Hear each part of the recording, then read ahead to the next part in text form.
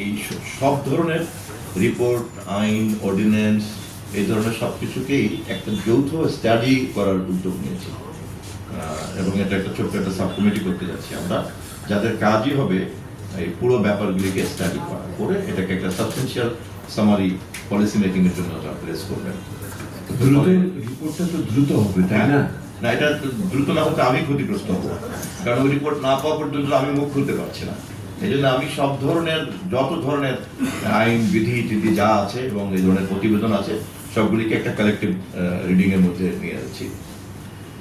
ডিএফপির কথা বলেছেন, আমি এই বিষয়ে আর মন্তব্য করতে চাচ্ছি না, কারণ এই বিষয়ে মন্তব্য করলে পরেই প্রশ্ন আসবে, নানান রকম রেগুলেটর প্রশ্ন আসবে, স্টেক হোল্ডারদের, এটা তো পাবলিকের ব্যাপার না বা সরকারেরও ওরকম গুরুত্বপূর্ণ বিষয় না।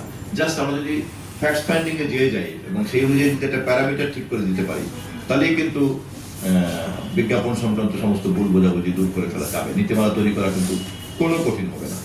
প্রথমত এটা কি পরিমাণ পাঠককে প্রভাবিত করতে পারে, আনুপাতিকভাবে বাংলা একরকম হবে, হিন্দি একরকম, এটাই তো স্বাভাবিক, বলছিলাম এটা অবশ্যই স্বাভাবিক। এরপরে বাকিগুলি কিন্তু এমনি সব ঠিক হয়ে যাবে।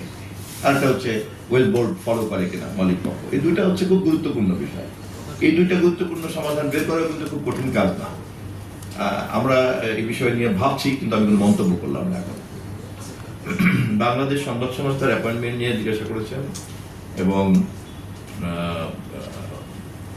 আপনি বলছেন, তাই না, বিএসএস সহ আপনার সব জায়গাতেই সাংবাদিককে আর সাংবাদিককে না, এইটা মাপকাঠিটা সরকার যদি নির্ধারণ করতে যায়, এই সংজ্ঞাটাকে এবং তার কি হওয়া উচিত, এটার বেতন কাঠামো কেমন হবে, এটা হবে, এটা হবে, তাহলেই কিন্তু বিষয়টা একটা অন্যরকম জায়গাতে চলে যেতে পারে।